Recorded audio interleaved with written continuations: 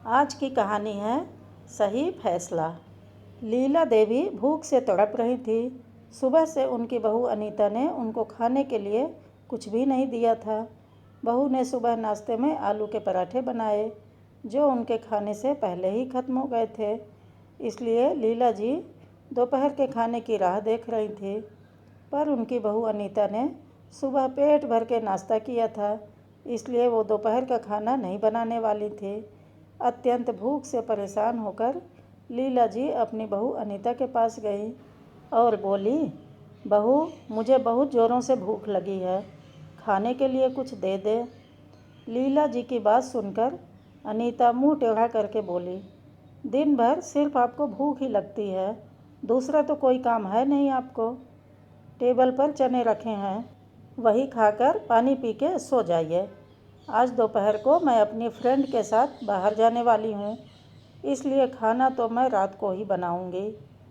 सुनकर लीला जी का मन उदास हो गया। फिर वह धीरे से बोली, बहू, अगर तू कहे तो मैं अपने लिए कुछ बना लूँ। यह सुनकर अनीता गुस्से से बोली, एक व्यक्ति के लिए खाना बनाओगी क्या आप? यह कहकर अनीता किचन में गई और उसने फ्रिज में रखे हुए बासी चावल निकाला और अचार के साथ वह चावल एक थाली में परोस कर लाई और लीला जी के आगे रख कर बोली कि खा लो। ऐसा कहने के बाद अनीता पर्स उठाकर घर से बाहर चली गई। चावल तो फ्रिज में रखे थे, लेकिन फिर भी वह खराब हो गए थे, उनसे गंदी बदबू आ रही थी।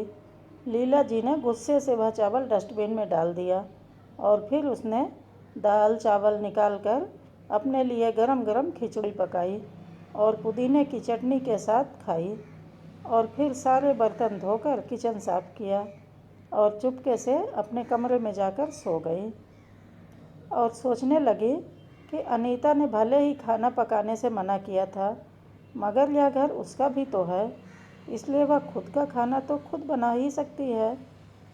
अगले दिन सुबह लीला जी अपने कमरे में बैठी ही थी कि तभी उतने में उनका बेटा जितेंद्र कमरे में आया और बोला, माँ, आजकल महंगाई बहुत बढ़ गई है, मुझे घर खर्च चलाने में भी बहुत मुश्किल हो रही है, ऊपर से पापा की 13वीं पर भी बहुत खर्चा हुआ है। माँ, मैं सोच रहा हूँ कि घर का एक कमरा किराए पर दे दिया जाए, किराया आने पर घर खर्च में थोड़ी मदद भी होगी। लीला जी बोली, बेटा, तुझे जो ठीक लगता है तू वह कर। उसके बाद जितेंद्र थोड़ा हिचकिचाते हुए बोला, माँ, तू अपना कमरा खाली कर दे और नीचे के कमरे में शिफ्ट हो जा। वह कमरा छोटा है ना, इसलिए उसमें टॉयलेट और बाथरूम नहीं है, तो उसे कोई किराए पर नहीं लेगा। लीला जी चौंक कर बोली, पर बेटा, वह कमरा बहुत छोटा है और वह तो स्टोर रूम है ना, मैं उधर रहूँगी तो टॉयलेट बाथरूम कैसे जाऊँगी? जितेंद्र बोला, माँ, तू आंगन के टॉयलेट में चली जाना, और वैसे भी तू घर में ही रहती है ना, और जिसको हम किराए पर कमरा देंगे उसको तो सारी सुख सुविधा चाहिए ना। वैसे भी वह कमरा ज़्यादा छोटा नहीं है, और पापा के जाने के बाद तुझे इतने बड़े कमरे की क्या ज़रूरत है? लीला जी कुछ समय शांत रही और थोड़ी देर सोचने के बाद बोली, टेरेस पर जो कमरा है वह भी हम किराए पर दे सकते हैं, उस कमरे में भी सारी सुख सुविधाएं हैं। उस पर जितेंद्र बोला, नहीं माँ, वह कमरा हम किराए पर नहीं दे सकते, वह हमने अपने मेहमानों के लिए रखा है। तू तो अच्छे से जानती है कि अनीता के मायके वालों का आना जाना लगा रहता है, इसलिए एक खाली कमरा मेहमानों के लिए रखना पड़ेगा। लीला जी सब समझ गई थी कि उसके बेटे ने उसका ही कमरा किराए पर देने का ठान लिया है, क्योंकि वह बुढ़ापे में अपने बेटे और बहू पर आश्रित थी। इसलिए जितेंद्र ने जो कहा उस पर लीला जी ने ज़्यादा बहस नहीं किया। उसने अपना थोड़ी सी ज़रूरत की सामान ली और उस छोटे से कमरे में शिफ्ट हो गई। उस छोटे कमरे में उनका दम घुट रहा था, लेकिन फिर भी वह उस कमरे में अपना दिन काट रही थी। नया किराएदार भी आ चुका था, सब पहले जैसा चल रहा था। घर में आए हुए किराएदार का नाम विनोद था, जो एक एनजीओ में काम करता था।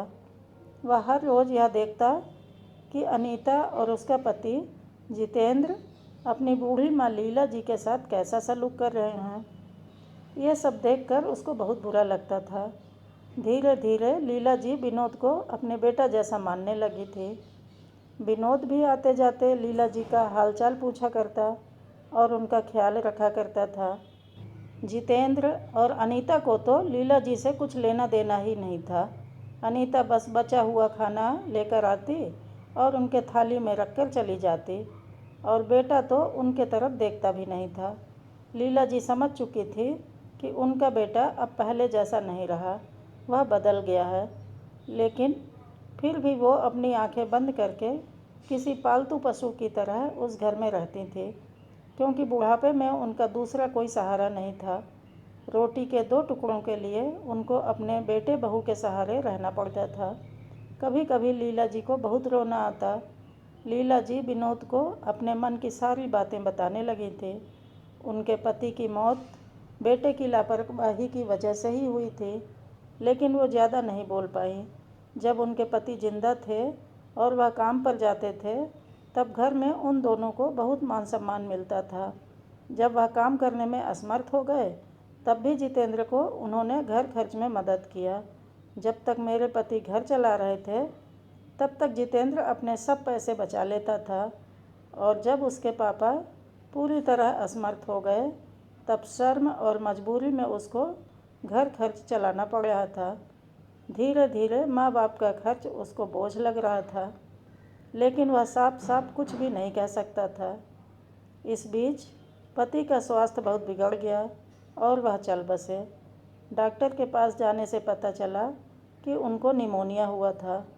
डॉक्टर थोड़ी महंगी दवाई लिख कर देते थे, तो ज़्यादा पैसे खर्च ना हो, इसलिए जितेंद्र आधी दवाई लेकर आता था।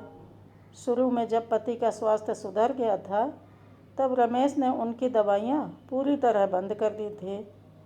पति भी इन चीज़ों पर ज़्यादा ध्यान नहीं देते थे, लेकिन एक रात उन्हें सांस लेने में बहुत परेशानी होने लगी। लीला जी बहुत घबरा गई और वह दौड़ते हुए जितेंद्र के कमरे की तरफ गई और जितेंद्र के कमरे का दरवाज़ा ठोकने लगी और कहने लगी कि पापा का तबीयत बहुत ख़राब हो रही है, चलो हम उन्हें जल्दी डॉक्टर के पास लेकर जाते हैं। उस पर जितेंद्र बोला, माँ मुझे अभी सोने दे, मुझे बहुत नींद आ रही है, हम सुबह पापा को डॉक्टर के पास लेकर चले जाएंगे। ऐसा कहकर उसने दरवाज़ा बंद कर लिया। लीला जी पूरी रात पति के तकिए के पास चिंतित बैठी रहीं। कभी उनकी मालिश कर रही थी तो कभी भाप दे रही थी, लेकिन शायद भगवान को कुछ और ही मंजूर था। सुबह तक उनकी मृत्यु हो गई। घर में शमशान जैसी शांति छा गई। जितेंद्र रोने का नाटक करने लगा और अनीता तो ऐसे रो रही थी कि जैसे उसे वास्तव में ससुर के जाने का बहुत दुख हो रहा हो। असल में तो सबसे ज़्यादा धक्का लीला जी को लगा, पर वह कुछ बोल नहीं पा रही थी।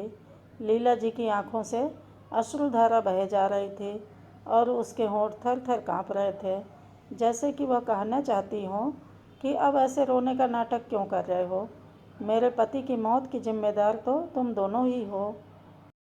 पर वह कुछ बोल नहीं पाई। पति का क्रियाकर्म कर दिया गया।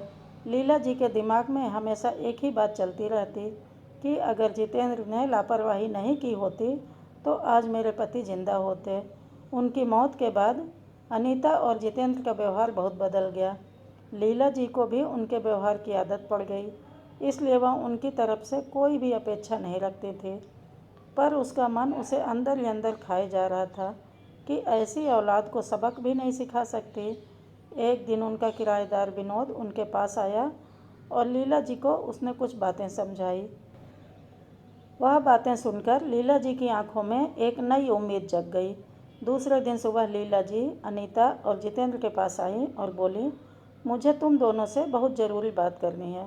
मुझे ऐसा लग रहा है कि तुम दोनों को मेरे साथ रहने में प्रॉब्लम है, इसलिए मैंने सोचा कि मैं वृद्धाश्रम में रहूँगी। लीला जी की बात सुनकर अनीता बहुत खुश हो गई। जितेंद्र ने थोड़ा दुखी होने का नाटक किया, जिसके बाद लीला जी ने उन दोनों के चेहरे के हाव भाव देखकर बोली, जितेंद्र तुझे दुखी होने की ज़रूरत नहीं है, और अनीता तुम्हें इतना खुश होने की भी ज़रूरत नहीं है। पहले मेरी बात तो सुन लो तुम दोनों।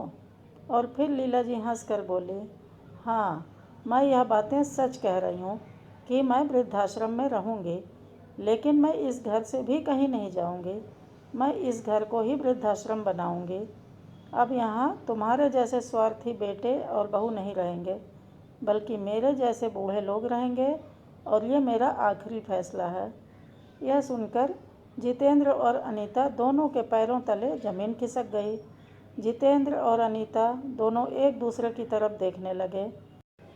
उन दोनों ने सोचा था कि लीला जी खुद घर छोड़कर चली जाएंगी तो वह दोनों खुशी से रहेंगे। उनको लगा था कि अब उनको लीला जी की जवाबदारी नहीं लेनी पड़ेगी, उसका ख्याल नहीं रखना पड़ेगा। मगर यहाँ तो सब उल्टा हो गया था। लीला जी की बात सुनकर जितेंद्र गुस्से से बोला, माँ, तेरा दिमाग तो ठीक है ना? इस घर पर मेरा अधिकार है, फिर तू इस घर को कैसे वृद्धाश्रम बना सकती है? इस पर लीला जी गुस्से से बोली, तू भूल रहा है बेटा, अभी तक ये घर मेरे ही नाम है। तुम दोनों ने मुझे बहुत परेशान किया है, छोटी छोटी बातों पर मेरा अपमान किया है, बीमारी के वक्त भी मुझ पर ध्यान नहीं दिया, खाने पीने के लिए भी मुझे बहुत तरस आया।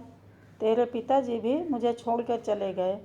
अगर मैंने कठोर फैसला नहीं लिया तो मेरा भी वही हाल होगा जो तुम्हारे पापा का हुआ था। इसलिए मैंने सोचा कि बेटे के झूठे प्यार के जाल में फंसने से अच्छा मैं अपने बारे में ही सोचूं। जितेंद्र घुटनों के बल गिरकर बोलने लगा, माँ, मुझे माफ़ कर दे। हम दोनों तेरा अच्छे से ख्याल रखेंगे, तेरा कभी भी अपमान नहीं करेंगे, पर तू इस घर को वृद्धाश्रम मत बना। माँ, थोड़ा सोच कर तो देख हमारा क्या होगा। लीला जी ऊंची आवाज़ में बोली, मैंने और तेरे पापा ने तुझे बहुत अच्छे संस्कार दिए थे, लेकिन फिर भी तूने सिर्फ अपने परिवार के बारे में ही सोचा, अपने माँ बाप के बारे में नहीं। फिर मैं तेरे बारे में कैसे सोचूं? तू बस अपने परिवार का सोच, मेरी चिंता मत कर, और जल्द से जल्द ये घर छोड़कर चला जा, क्योंकि इस घर में अब अच्छे लोग रहने आ रहे हैं। इतना कहकर लीला जी अपने कमरे में चली गईं। जितेंद्र और अनीता शांत लीला जी को जाते हुए देखते ही रह गए। लीला जी ने अपने जैसे बूढ़ी माँ को उसके घर में आश्रय दिया। विनोद की मदद से वह वृद्धाश्रम अच्छे से चलने लगा।